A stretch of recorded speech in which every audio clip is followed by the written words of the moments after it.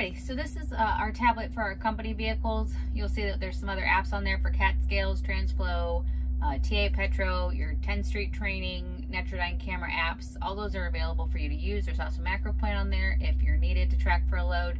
But the one that we're going to be focusing on is the driver Samsara app.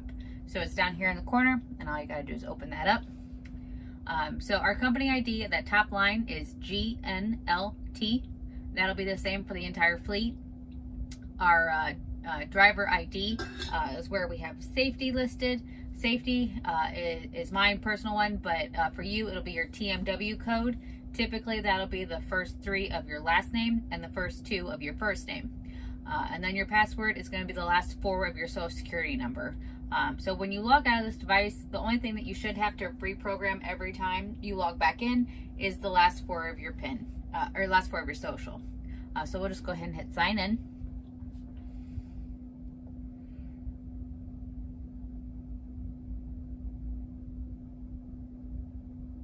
And then this is the home screen that you'll see. So I've already pinned this vehicle to this, or this tablet to this vehicle.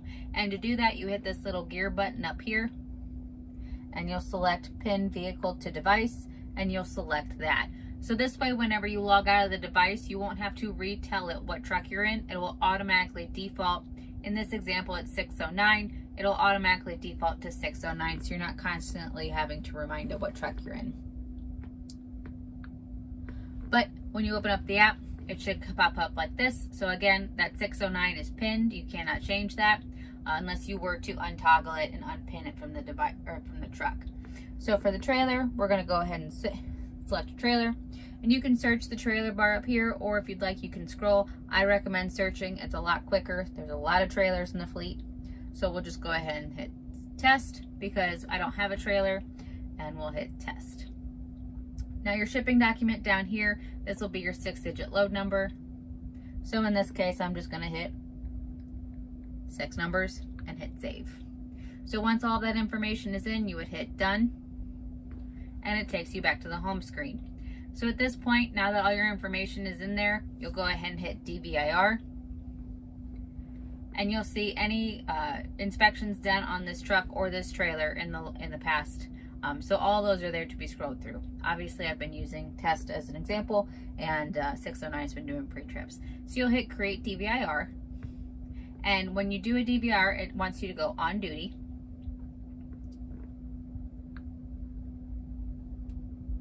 And you'll hit create DVIR, and now you'll have your options between your truck or your trailer. So first you'll hit truck, and it's got all your information pre-programmed in there. So where we are, a plate, the VIN, the mileage, all of that. So we're going to say we're doing a pre-trip. And this is where you can put any kind of photos. So if you have unusual wear on your tires, the brakes are looking a little funny, if you know there's damage to report, if something broke off or is chipping or breaking, you can take pictures of that, and that'll aid the mechanics in able to order parts before you actually get back to the yard. And if you scroll down, if you do have defects, you just hit add defects, and you'll see that there's a very long list of options. So if we got lights out, so we'll say we have lights, just select lights. You can add the picture there, and this is where you can be a little bit more descriptive. So if it's the lights, you can put left turn signal not working, or right headlight out, anything like that, and then that way the mechanics know what you need done once you get in the shop. So since there are no defects, I'll just go ahead and hit back, and when you scroll down, you'll say save to drive, and then next, certify and submit. And then you'll do the process all over again, create DVIR, but this time you'll select the trailer. Now this example doesn't have the information because it is just a test, but it will on a trailer. So we're doing our pre-trip. Now when you scroll down, no defects, save to drive, next, certify and submit. Now that you're all done, you can take off driving, because after 5 miles per hour, the Samsara will automatically switch you to drive. Now if you hit the back button, let's say you don't want to do that, you want to do it manually, or you got to go do some other things. To change your status, you just hit this button up here. So you'll see you have all your status options right there. Now personal conveyance and yard move, They are color coordinated as well. So personal conveyance is a little bit grayed out to know that it's an off-duty line, and yard move is oranged out because it's an on-duty move. So if you hit personal conveyance or yard move, it's going to require a note. Now if you tap the required note, you can use one of the pre-populated options, or you can always type it in manually with the keyboard. Since I don't want any of those options right now, I'm just going to go ahead and hit off duty and then save. Now at this point, it's going to give you the option to log out of the device completely. It is recommended that you log out of the tablet occasionally. I recommend it whenever you do your 34 or go home, or if you're out on the road more, do it maybe whenever you remind yourself of it. Any updates that come through on this app will not come through if you are actively logged in. So if you log out of the device, Samsara will send through any updates and make sure your app is working correctly. In this example, it's popped up saying that you can sign off and go off duty or log out of the device completely, or you can just sign off. We're just going to go off duty. And then it takes you back to the home screen. To manage your logs, you can hit hours of service. And this is how most of the drivers will ride around. It's got all of your logs, and it'll be clicking down as you drive and as your shifts move. So you can change your status again up here. So it's another shortcut to that same screen we were just on, where you can hit the back button. Now if you scroll down, you'll see roadside inspection. So if you hit roadside, oops, wrong button. Scroll down and hit roadside. That'll prompt you to put your PIN in. Once you've put your PIN in, it'll tell you you're ready for inspection. And this is where it locks it down for an officer. So this allows them to go back the 8 days they're legally allowed to go back and see. If you don't have your paperwork inside your permit book, the digital instructions are right there. So you just hit ELD, in-cab instructions, English, and this will allow you to show them all of your logs. So you'll be able to see all that information. You should never get written up for something silly.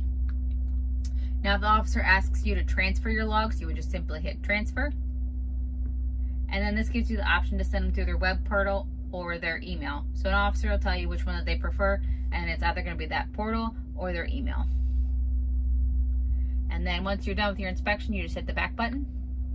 And again, it's going to want you to put your PIN in. So now that your device is back unlocked, back in your hands, you can go ahead and log as needed. If you scroll down, you'll see that your all your information. So if you're running on recap, this is where you'll see your recapped hours. It'll be totaling them up. So you know, tonight at midnight I'll get 0 hours back. Tomorrow at midnight I'll get 0 hours back. But this is where it'll all calculate for you. If you scroll up, you'll be able to see today's log. See if you hit today, you'll see that what we just did, that pre-trip that we did on duty. Now, to say like you forgot to log off duty or forgot to go off the night before, you would just scroll down. And this on duty time, I want to change that. So we're going to hit edit. And I want to change the whole time period so that all 3 minutes. And we'll just set off duty. And it's going to require a note. So I'm just going to go in here and put training. And save. And save. And then certify and submit. So yep, I agree to that.